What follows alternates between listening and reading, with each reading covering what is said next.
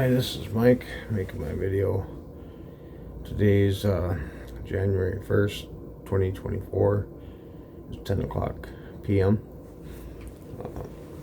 So anyway, uh, basically I'm making a video talking about the tenets of magic and, the different things that you have to endure and do in order to perform magic. Talks about raising your energies and vibrations, and let's say your goal is up here and you're sitting down here and you got to incrementally raise your vibrations, and there might be 20 different levels that you have. Well, okay, not 20, but there's like 7 levels, 7 heavens, and you're on level number 1, so you got 6 more levels to get to until you get to the highest level. But you have to have all your levels in alignment, and you transgress or transcend rather each level, and then when you hit the highest level, usually that's when major manifestations take place. So there's 7 heavens and there's 7 levels, and if you really want to simplify it, it's mind, body, and spirit. 3 levels, but you can say gold, silver, and bronze, and iron. There's 4 types of metals in 4 different levels: the bull, the man, the eagle, and the lion. So anyway, you raise your levels, you get to these higher levels, and you have raised energy, and it doesn't hurt to take like a major amount of energy drinks, cocaine, methamphetamines, mushrooms, whatever, but not alcohol, and marijuana, LSD type stuff. That can facilitate in order to transcend each level, and but at first it seems like a nervous breakdown, which it is in essence.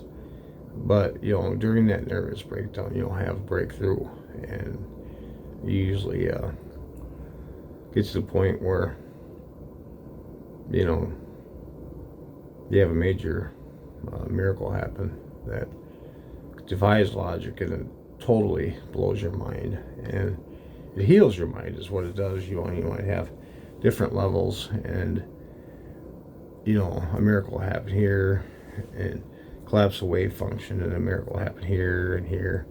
And these things, what they do is they collapse a wave function and they heal your mind on those levels, and then you become complete.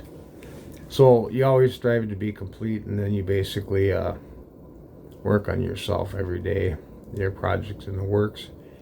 But if you have a recurring thought that never stops bothering you, 9 times out of 10, that particular thought will lead to manifestation, and that manifestation will appear in the quantum field, and it'll shatter the whole perception that you used to have on things, and it will complete everything for you. And one miracle can contain, let's say 7 different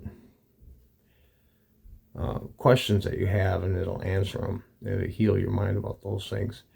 So then once that happens, you no longer think about that thing in particular anymore.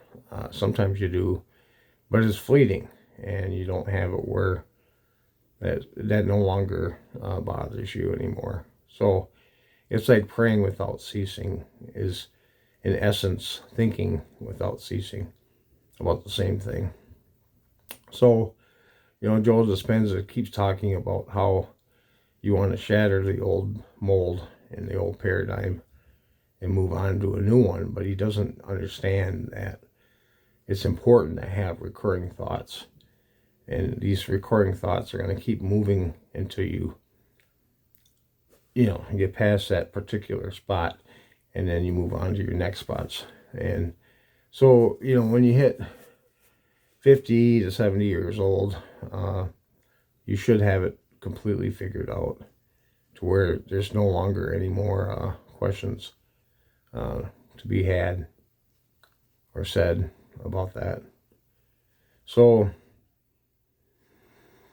at any rate, it's just that's the way it works. And so you shatter the old mold and the old paradigm, and you clean the inside of the cup. Your head being the chalice, and this being the cup, and you clean it out, and you clean the outside of the cup too. But you clean the inside, and the same one that made the outside made the inside.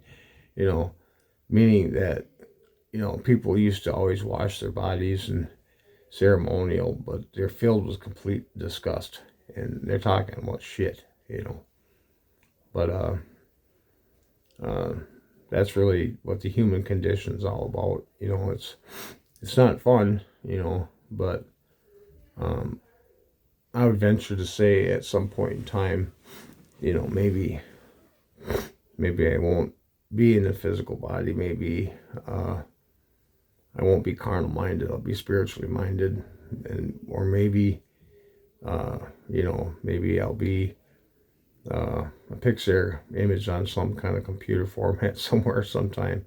I don't know, but I will say this, so that the human condition sucks, and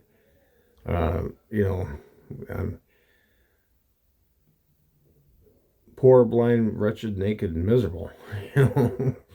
It's pretty much sums it up what it talks about the human condition. And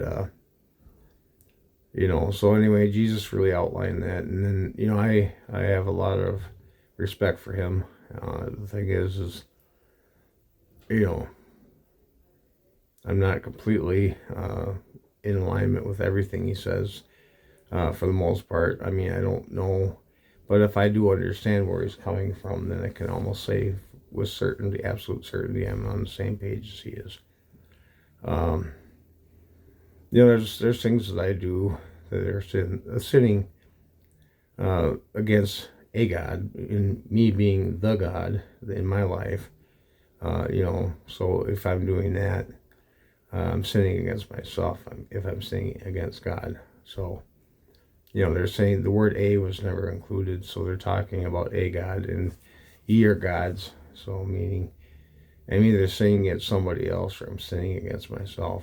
So usually when you do that, that causes sickness and death, So anyway, there's, relatively speaking, there's about 12 universal laws that you follow. And of course, 7 spiritual laws of success, or just, basically, as a man thinketh, or the power of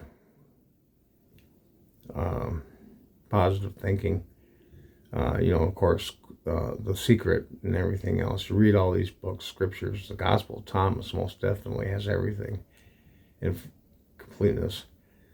And then, you raise your energies. You have single thought, single purpose. You pray without ceasing. You strike when the iron is hot. The timing has to be perfect. And you have to sacrifice. You have to give everything up. Renounce the world. And you have to renounce, that includes your mind. You have to get rid of your knowledge. You have to don't lean on your own understanding. You have to get rid of your possessions. You have to get rid of, leave your family behind, your kids behind, your wife behind, your friends behind.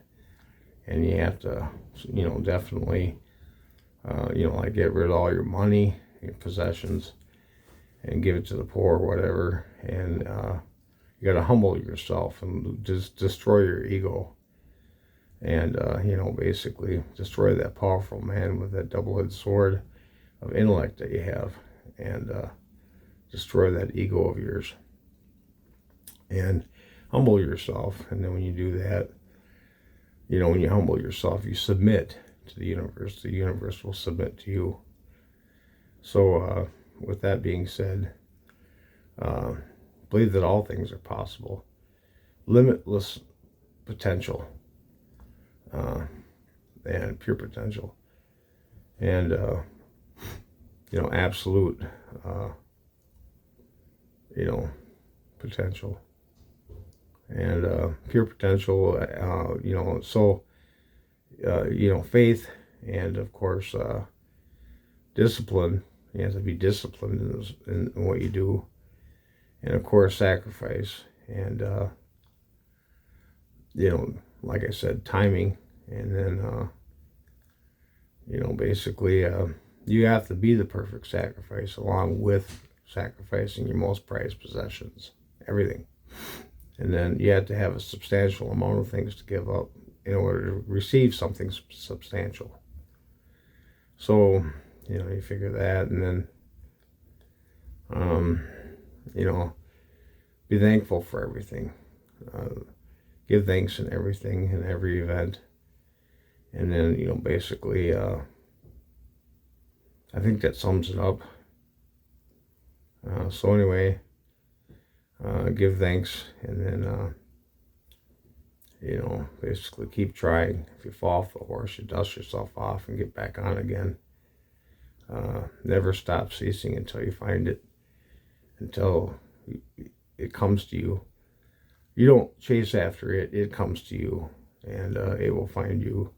The person will find, person will find you, or the possession will find you.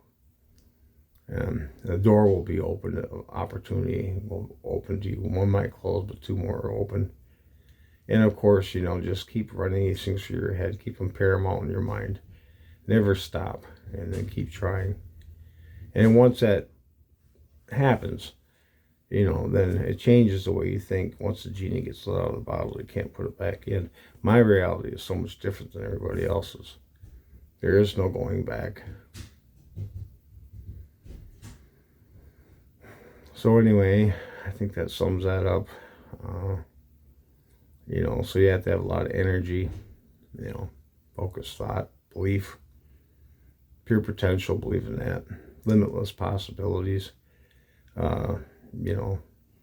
faith, I think I said faith, sacrifice, determination, submission, and, timing. So there's roughly 12 different things, and then you just keep doing it.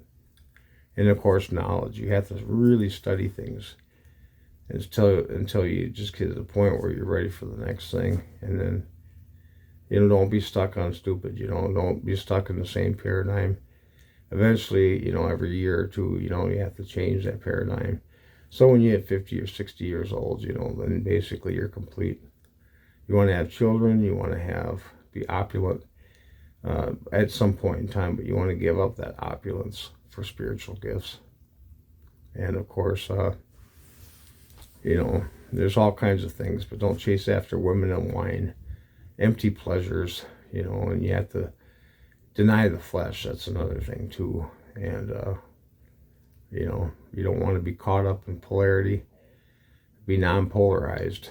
And of course, don't be caught up in the male aspect or the female aspect. Don't be all creative. Don't be all caught up in being or all caught up in doing. You have to have a mixture of both, the male and female aspect of your mind. And then, basically, so once you do all that, it opens your mind up and you're a blank slate. You're open to everything, and you're attached to nothing.